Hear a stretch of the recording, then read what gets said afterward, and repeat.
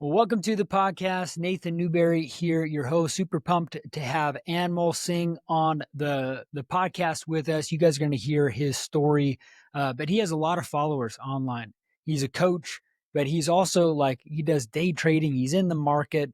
He has his own businesses and companies. He has an online following on YouTube and on Instagram that's really big. You're going to hear his story, but he's in New York, the hustle and bustle of everything there.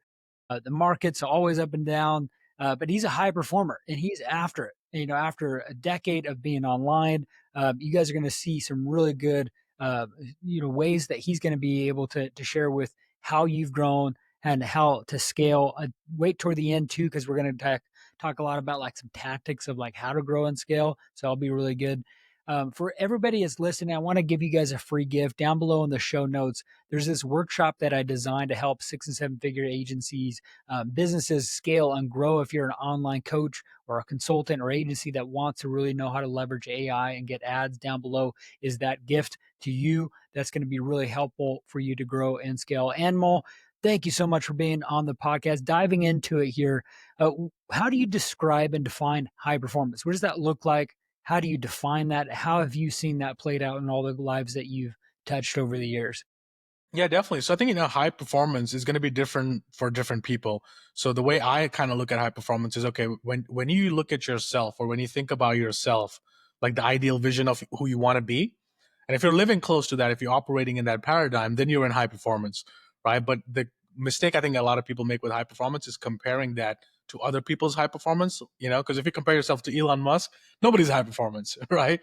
But when you compare yourself to where you were before, and when you kind of sit with yourself and imagine like yourself as your image of yourself, as long as you're living in alignment with that, I think that is true high performance. And more importantly, I think it's when you're living by your word. So when you say you're going to do something, you do it. That is high performance, right? I think the lack of high performance is the opposite. When you say you want to do something, but then you don't really do anything about it, you don't take action, that is when you're not operating with a high performance paradigm. That's amazing, man. I agree with you 100%. I think people are running different people's races. They're not running their own, and they're having that comparison bias that never allows them to actually grow and scale because they're always comparing. I love that. I think that's so true. Talk to us a little bit about like how you serve people right now. You do a lot of different stuff. You got your hands in stuff, but how do you serve people right now? What do you want to talk about there? Yeah, so I think I run a group called Evolve Mastermind. So in that we have investors, VCs, private equity people, traders, investors, business owners, and the way we do that is we get on Zoom calls every single month, 2 or 3 times a month, and then we dive into different topics. So one call could be just on the mindset portion, and then one call could be just on the investment wealth building portion. Okay, how do we now grow our wealth? What opportunities are coming up? And then on other areas of life where I'm not the expert at, I'll bring other guest speakers. So other speakers would come on health, taxes, or on different types of things. Because what I've noticed is like if you're operating just high performance in one area, eventually it's going to drag all the other areas down, and you're not really going to feel fulfilled. When it's just business focused, at least that's what I found for myself. For the longest time, the focus was just the money part. And in the process, sure, I got the money, I got the business success, but my health is a mess, right? I was not healthy, I'm not working out, eating, unhealthily. And then you have all these other habits that, get affected by it. And then eventually they will end up dragging even your finances down when you're not operating. So I think that's what we do with Evolve is like we try to evolve it to the best version of ourselves. And that means being at least balanced in all other areas of health, wealth, love, happiness, mindset. So we work on different areas throughout the month with different people. So I think that's kind of how I do it. But the foundational piece is the mindset. Like without that, it's just not going to work, right? You have to be a person of integrity, which is doing what you said you're going to do and then doing it when you said you're going to do it, right? I think living by that is the biggest key of success that I've learned along my journey of personal development. Yeah, man. And then talk to us about your origin story a little bit of where you all began. I know so many high achievers, they didn't realize that they were hustling and grinding at an early age, but it started that way with just a different philosophy and mindset. Maybe it was an upbringing, from the parents or some tragedy or some challenges along the way that you had with, building the empire you have right now. Talk to us a little bit about that. The challenges really come with your own mindset on like how do you see yourself, right? So for I don't know about other people, but for me, like I made money and success through like a lot of kind of like a wounded place, right? Like growing up very introverted, very shy, didn't really have a lot of friends or didn't really have much even dating experience for that matter. And then I remember like this was in college after like a really long time, like I ended up really liking this girl, right? But I didn't have like any confidence. But nonetheless, we ended up becoming good friends. We hung out, and I was like, oh, finally things are getting there somewhere for me, right? And then next morning, I was like, oh, she couldn't find her. I was like, I don't know where she is. I asked her friends. They're like, oh, she's on a date with this like a millionaire, this soccer guy, plays soccer for English Premier League. And I remember at that point, I was just like, wow, like I'm the nicest guy. I got everything. But there's nothing like even he's not even better looking than me. But what's really missing? And I was like, wow, money piece is missing. Right? Mm, He's a millionaire, and that voice kept ringing in my ear of their friends talking about he's such so successful. And I said, at that time I was completely broke, and my only goal was now, okay, money is what I need. I need to make money, and then I chased a lot of that part, and I ended up getting there. I got all the money, got the cars, got the lifestyle, standing here in my penthouse, looking over the window, but I'm just feeling like empty, mm, right? I was kind of feeling like what was this all worth? Like who am I trying to prove something to? So I think when you get to that line of like stop to try to prove it to other people or to try to look good or try to show people a side of you that you want to see or what society considers successful, because that success never lasts, right? You're going to find ways to give it back. You're going to fall back into your old patterns if your self-worth isn't matched up to your current identity. So I think a lot of work for me was around that area as to learning the motivations behind why we do something, learning the motivations behind success, and then in the end, getting your self-worth and self-image up to a level where now you're doing it for you and not doing it for the rest of the people. Because that's like that type of success can sustain, that you could do it for a while and you could keep it going, right? And you're going to build on that. But if it's built on a shaky foundation, it's not going to work. So that's kind of the biggest focus for me when I work with people is setting the foundations correct, right? Not, and not just in a woo woo way about finding your why, finding your purpose. Like all that's good to find. But in the end, like deep down, how do you feel about yourself? And what's that deep down cause that getting to make you money? Because if you're coming in it just to make money, it's not going to last, right? I've mm. seen in this coaching business and trading, people come and go. It's like a revolving door, right? New people come into the market, they want to learn, they learn the lesson the hard way, they leave. New people come in, and it's just like a revolving door. So the people who've stuck around, people who've made it, have this like underlying love for their craft, whether it's trading, investing, running a business, running a podcast. They actually enjoy that process and they're curious about it. They want to get better at it. And I think that's the foundation for lasting success. Yeah, you've been online for a while. Like you have a bigger YouTube following. Talk to us about like that. Like how long ago did you start that? And like the process of growth that it took of the ups and downs to like build this personality, this online brand, like that wasn't easy.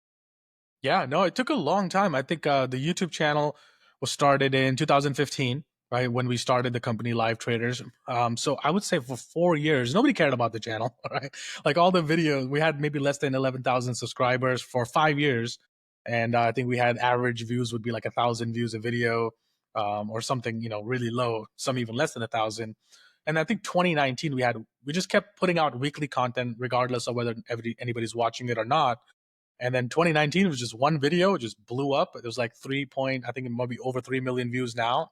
And that's what got us from like 10,000 subscribers to like a 200,000 subscribers. And then we just kept it going every week, some type of video. And then we had another one, which I did, Day in the Life of a Trader. That one got over 2 million views. Then that pushed us from 200,000 to like 350,000.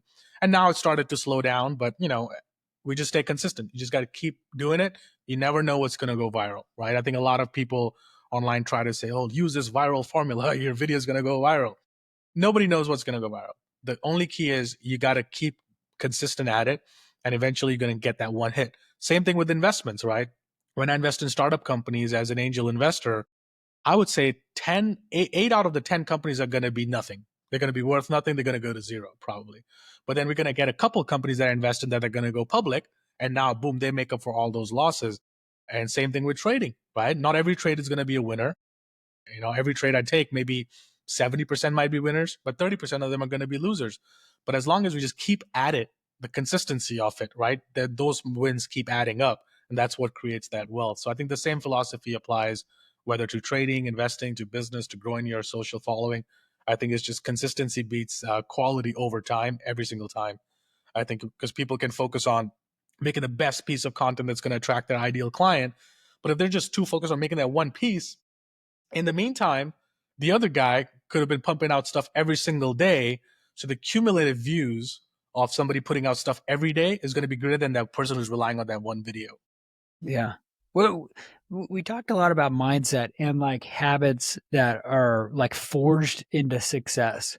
What are the things right now that you're implementing that are like non-negotiables or things that you're doing each day to kind of help you prime for that success? Because you do so much, but I really want to kind of understand kind of like the, even more of like the habits that you're installing that's helping you really kind of build those fortitudes of a really well-to-do life. Yeah, I think the biggest non-negotiable for me is I have this thing called the success journal, right? It's on Yeah. my website, and I use it every single day religiously because for the longest time being in personal development, everybody was telling me you need to journal, you need to be doing gratitude, you need to do all of this stuff, but I never was able to get into the habit of doing it consistently. I might do it for like 3 days and then fall off course, or I bought a new journal, then I'm like, okay, it's a blank piece of paper. What do I write on this? Dear diary. I just never was able to do it. But I do know that science has proven that journaling has a lot of benefits for your mindset, for your internal work, also for your productivity, and also for you to be self aware. And gratitude, obviously, is one of the things that's proven now to Hmm. work and put your state of mind. So every morning I start my day with gratitude. So this journal is very simple. It takes people less than like 3 minutes a day to fill this out. So the morning section, I'm just going to write down, I am grateful for. And I'm just going to write down everything I can think of, no matter how small it is. I just feel good. I woke up today feeling great. I'm healthy. I am confident. Whatever it is for you, I'm grateful for my body organs functioning. Anything small. Maybe if you're a parent, you could think about, I really enjoyed time with my kids yesterday. I had enjoyed that date night with my wife. Those are all things to be grateful for. And then I write down my I am affirmations. And I am is like not what I am, but like what I want to be, but I reframe that as I am, Hmm. right? So I am somebody who has $100 billion trading account or portfolio investment account. I am confident, right? Like whatever you want to be, you write those things down. And I write down my main focus for today is this is where you got to be granular and really think about in your business in your life what's the biggest needle moving things, because a lot of time people pick the smallest thing because they want to feel accomplished. But I try to pick like, okay, what's something my main focus for today? What's the main thing that I can do today that'll make me really happy, right? And at the end of the day, in the evening, so that's my morning routine done. That's it, right? three Yeah. minutes less than that. Evening routine is very similar. Then I'll write down what was great about today. And that is all to do with reflections. So again, I started the day with gratitude. Now I'm ending it with gratitude. What went great today, right? And think about anything big or small, doesn't matter. And then maybe we write down, okay, today we had a great conversation with Nathan. That could be something in my, viewpoints over here as well. So, so the next thing is where could I have improved or done better? Okay, where could I have done or improved better? So in this section here, I'm write down my self reflections. Where could I improve? Where could I do something better today? Right? Oh, you know what? I could have done this a little bit better. In my trading, I could have done this a little bit better. So that's something to do, right? Or I could have done, you know what? I don't have to do my laundry today because I got somebody doing it for me, right? That could be a part of my thing over here. And then I'll end the day with critical 6 tasks that would make tomorrow a great day. This is the biggest piece of productivity. Because what do a lot of people do? They wake up in the morning and they think about, okay, gee, what am I going to do today? What's on my task list for today? Right? They think about that when they wake up. If you do that, you've already wasting time. You've already lost the day, right? I write those things down the night before. What are the 6 things that if I do when I wake up tomorrow will make tomorrow a successful day? Right? That's it. 6 things. If I do that tomorrow, it'll make a successful day. Because then when I wake up, I don't have to think about what's on my task list today. Gee, what am I going to do today? It's already planned out. And when I wake up, my only goal is I got to do those 6 things. Now, Hmm. some days I might get those 6 things done by 11 a.m. Guess what? I have a whole day to myself to do whatever I want to do. I could go play golf. I could do whatever I want to do. Or I could write down, you know what? um, the 6 things. If I write those things down, it might take me some days. It's a long day. It might take me 10 p.m. to finish those 6 things, but then I do that. But I don't waste time thinking about what I'm going to do.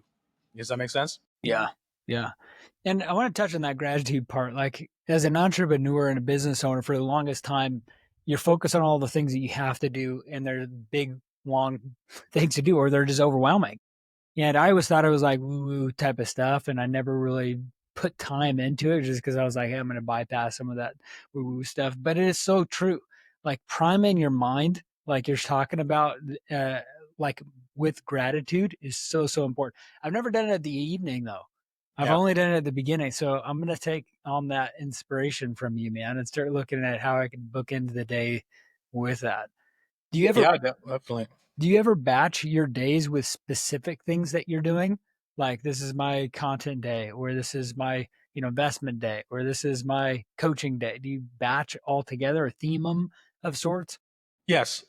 A couple things I batch always. So content, you know, I definitely batch. In fact, yesterday I filmed, so I got on a call with the guy that I make content with, so that way he can give me kind of certain prompts and I can riff on those topics. But we try to film at least like 2 weeks of content in like that one sitting. So now he's got me for 2 hours, and we're gonna film out a lot of short form videos. Maybe we're gonna do one long form and like 20 short forms. So that way now I don't have to talk to him or I don't have to do the content until the next time we film, right? So the content definitely I batch. That's one thing. The other thing I also recently started doing is I pick like a wellness day for myself. Is like that day I'll do all wellness activities. So like I started doing these electrical stimulation workouts where you're wearing the whole bodysuit and Uh, do that for 20 minutes. So I'll do that.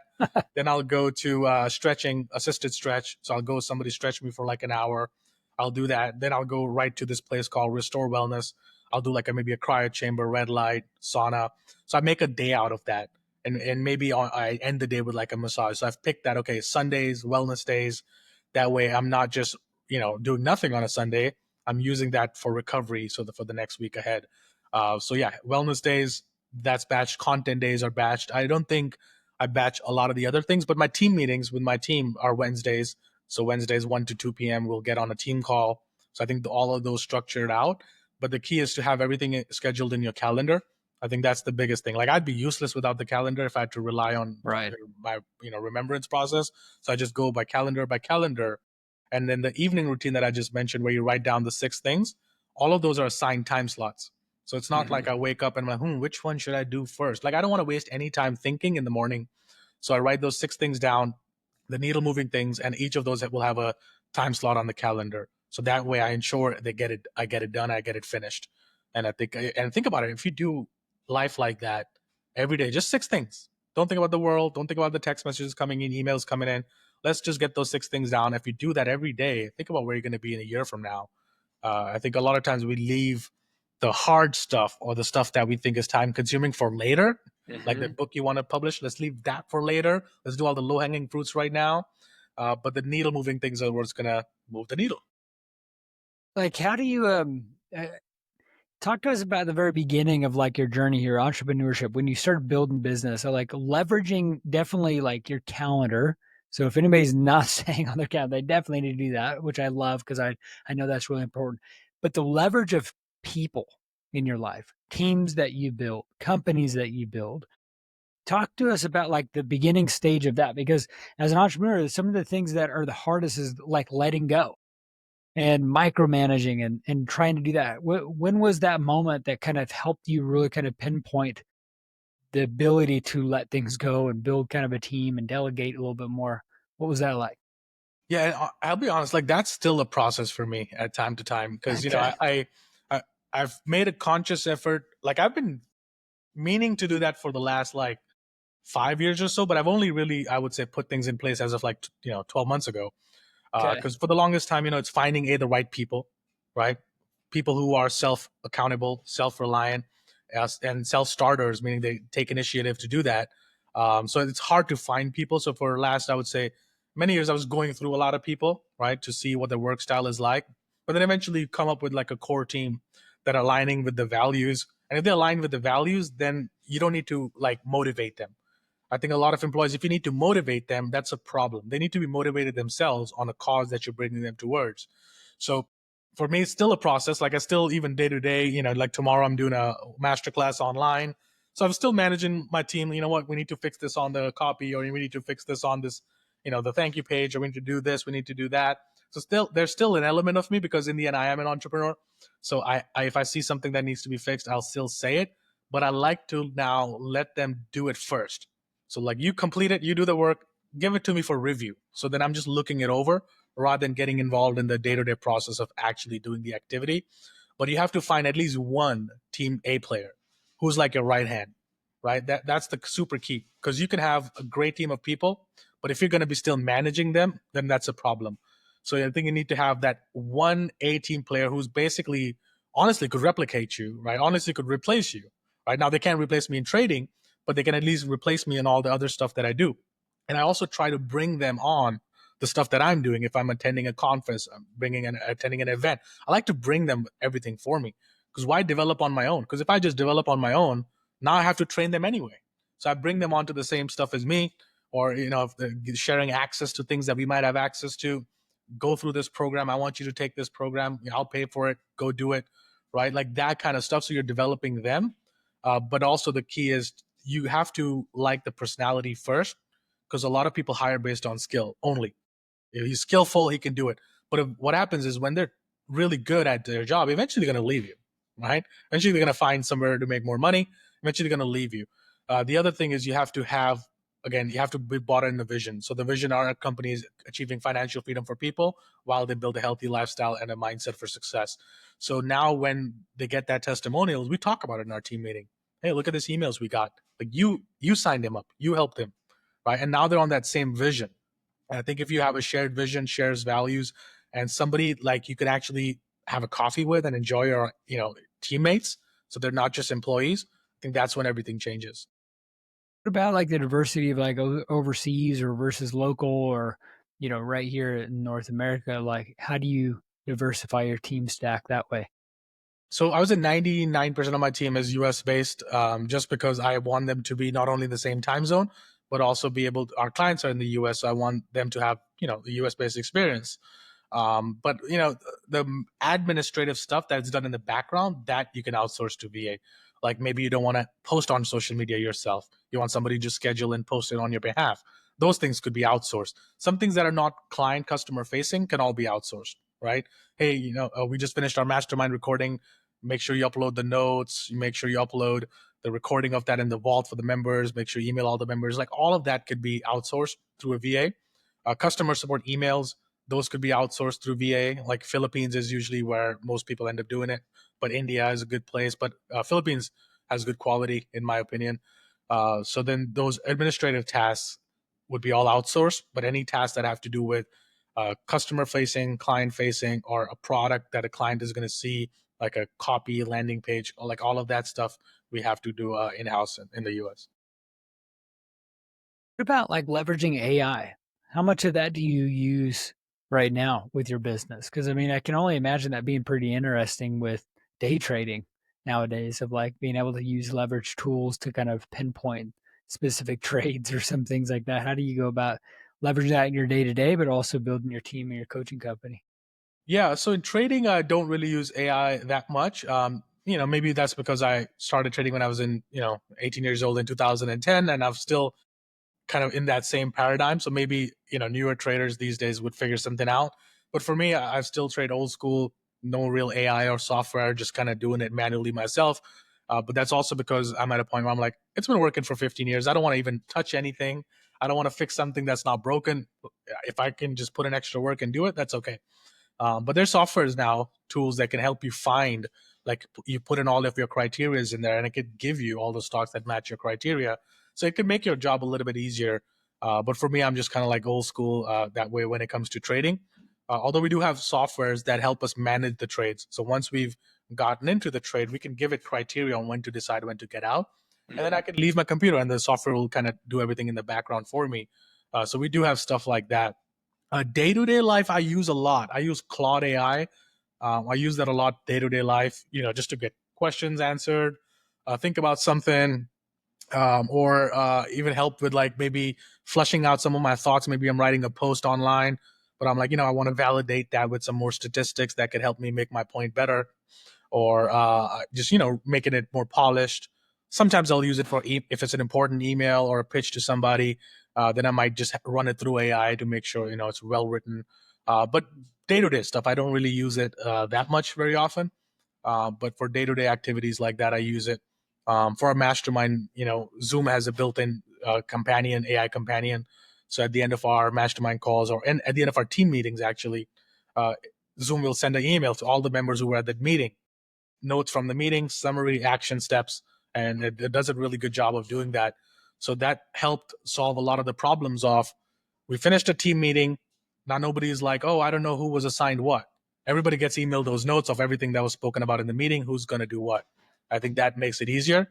And now that they've got the email, I can't say I forgot it, I missed it. It's right then and there. These are the tasks that we all talked about in the meeting. And then we put them up on Monday.com, assign it to those different people so that way they can stay on top. With everything that you bounce in running your business, you're coaching a lot of people. How important is it right now for someone to get into day trading or to being managing their own portfolio? Because I think there's a lot of people that do index funds or, Vanguard, and they just kind of plug it into the Fortune 500s. But, you teach a lot of this. You've had a lot of experience in it. So you kind of know that because that's your bread and butter and your focus. How important is this for everybody? Like, to really get into it, to really master it, to learn it? How important do you think it is? I think it's crucial, right? Now, doesn't mean you have to day trade, right? There's many different ways to be involved in the stock market, and day trading is not for everybody. Day trading is like, it's a skill, it's a profession, it's a full time thing that I do every single day, and it's almost like a job. Like I have to do it every day, right? Mm-hmm. So that is more for people who want to do this as a career, like they want this to be their main thing, and for them, I would say day trade, no problem at all. Get into day trading for sure. But if you're somebody who already has another business, you have another job, maybe you have other things that you're doing, and you don't have the time or maybe the desire to do what I do, which is sit in front of my computer all morning to try to push buttons basically. So if you don't have the desire or the time to do that, or you have another business that's taking your attention, I would say don't get into day trading. But there's a thing called swing trading, which is the same thing as day trading. The only difference is in day trading, we're getting in and out the same day. Swing trading is where you're holding a stock and maybe you get out 3 days later, maybe you get out a week later, maybe you hold it for a month. I think those are great styles that can not only help you build wealth, but build it faster than you would just traditionally investing in the stock market. Again, traditional investing in the stock market is almost like a non-negotiable for our people because you still want to have that nest egg built up. You still want to have money working for you that you're not working for. So the way I advise people, at least the full-time traders, is we day trade for an income. The goal is to make a monthly income so we can live off it, pay our bills, pay our expenses. But then a percentage of the profits we take, those automatically get invested in like a VTI, a Vanguard fund, S&P 500, NASDAQ, total market funds, and those get automatically invested. So then trading for us is a way to generate money, right, to pay our bills, live off. And then the trading profits fund the long-term investments. And it's kind of like a wheel that, keeps going on. So the non-negotiable, I think, for everybody should be you should be invested in the stock market, even if it's just you buy VTI, VO, Vanguard funds. But you should be investing because if you do that, your money is typically going to double every 6 to 7 years, right? So if it's not doubling on its own, then why have your money sitting in your bank account? Because even if it's earning 4.5%, if inflation 6.5%, you're losing 2.5% a year. Mm-hmm. And on a compounding basis, that's a good chunk of change. Whereas if you let it just work for you, set up a weekly or a monthly deposit. So I always tell at least members on the mastermind group is 10% of the money that comes into your bank account at the end of the month. 10% of that, don't even look at it. It's just automated. Leave your bank account so that way you build your nest egg while you're also building your business. Because I didn't do that for a long time. I was just focusing on trading every day to make my money. And I was realizing, wow, I'm working every day for my money. But what if something happens to me? What if I can't do it anymore? What if something changes? My strategy doesn't work anymore. Like, what am I going to do?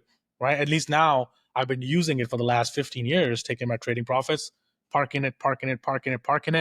And then, you set yourself for success that if, God forbid, something happens, I don't need to do this anymore. Right? I have enough of a nest egg built in. Yeah. Yeah. You have a book that you talked to me about before. What is that about? Is that a lot about day trading or mindset? Just a little bit about that. Yeah, so the book has nothing to do with trading or investing.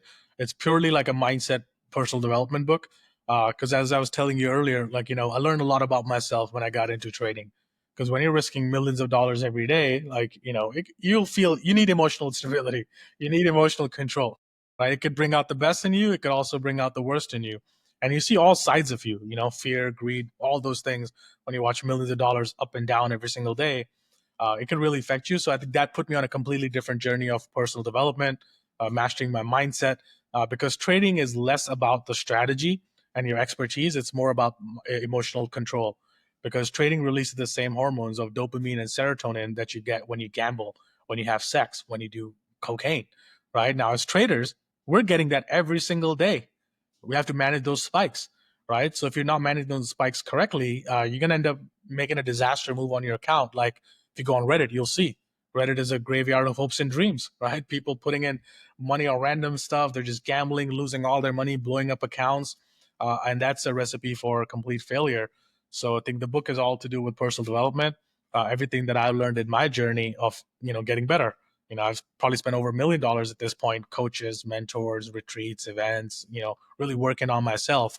So I kind of wrote it down as notes to myself on here's the things that I've learned from all of these things that I've done.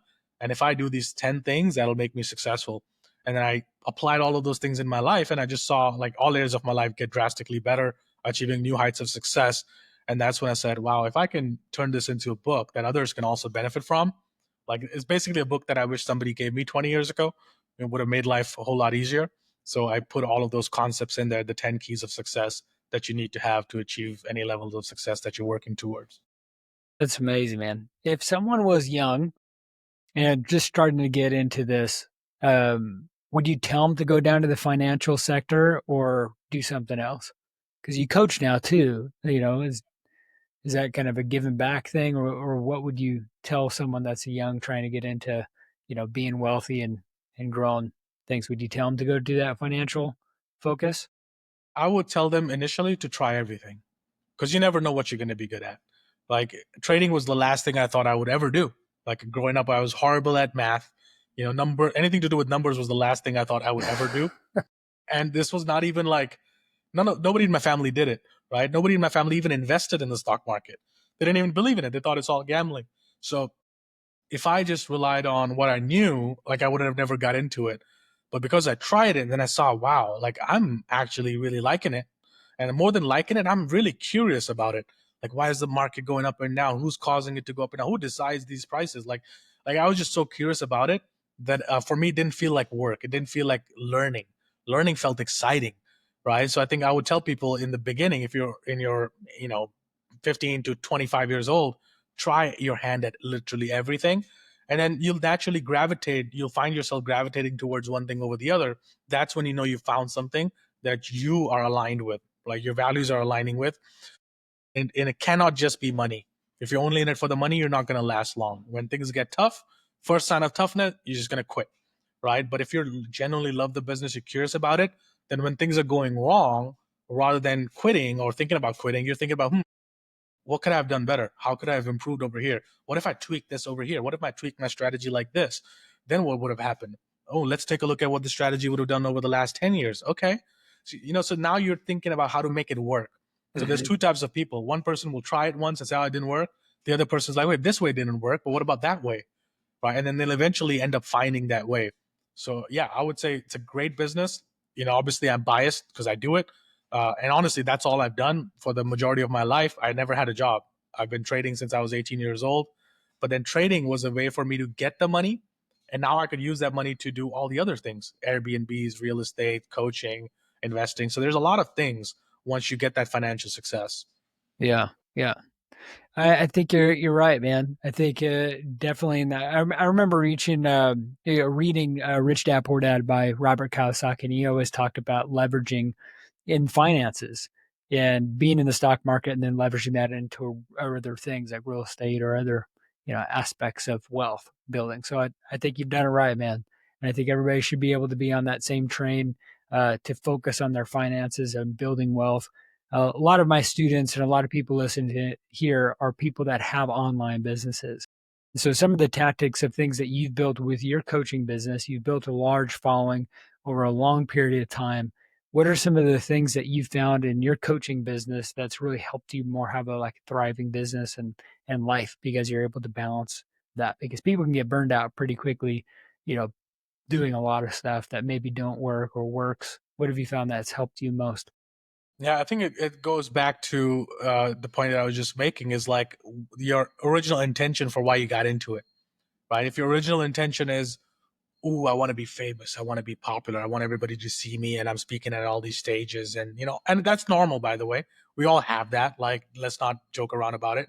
But if that's the only intention, right, then you're gonna burn out because you don't actually enjoy it. You enjoy the validation, you enjoy the crowd clapping for you, but you don't enjoy delivering value or serving them, right? Mm. Or the second thing is if you're in it just for the money, right? Like you're like, hey, I just want to make a lot of money, I just want to make a ton of money, and I'm just gonna get these coaching clients, and they're gonna pay me all these coaching fees or join my mastermind. Again, now you're not in it for service, you're in it to make a money. So eventually, when you don't enjoy doing something, you're going to burn out. When there's no purpose in something, you're going to burn out, right? So I think if I was just trading alone on my computer by myself, I'd probably burn out. So when I have this community of traders that I've created to surround me, right, now that I have ideas to bounce off people. When we're struggling, people will, lift each other up. When we're doing well, we'll pat ourselves on the back, right? We'll have hangouts. So then I've created that environment for me that doesn't allow me to burn out. I don't need to burn out because I enjoy it. I enjoy what I do. I enjoy serving people. So when you come from that paradigm of I really enjoy what I'm doing and I'm helping other people do it, you're not going to burn out. So if you're burning out or if you're close to burnout, think about what's the deep down motivation for why you got into whatever X business. If it's a coaching business, why is that? Is it validation? Is it like, people getting a lot of followers, people liking your posts, right? If you're somebody always looking at who liked my Instagram post or looking at who viewed my stories, think about that, right? Why? Right. So I think a lot of that you have to deep down be self-aware of yourself and think about, okay, where's that coming from? Right? I think once you find the root cause of all of that, that's when things start to change. And it's normal, by the way, for to go through that. I went through the exact same stuff. Like if you watch my content 10 years ago, I had to prove it to the world. So I'd post pictures with my Ferrari or my condo and all these things, right? And then I was like, why am I doing it? Like, is that really helping anybody? Probably not, right?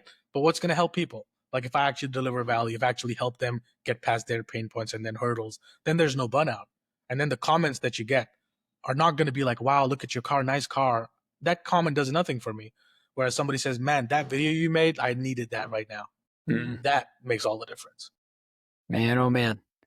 Brother, I can ask you a million questions. I think you're a fascinating guy that's invested in yourself a lot and become this person that's really, really valuable to the world. To keep it up, man. I appreciate you being on the podcast here.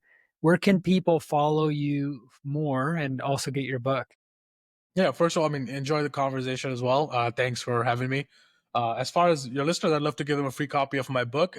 They could go to go.unmol.net, so my name.net, and then there they can grab a free copy of my book. Just cover shipping, and wherever in the world you are, we'll ship it out to you. Amazing. I'll put those links down below. Go connect with him on social media, follow him. He's a wealth of knowledge. I appreciate you guys listening on the episode today. Hope you learned a lot. Don't forget to down below check out that free workshop to grow online as well. And then we will see you on the next episode.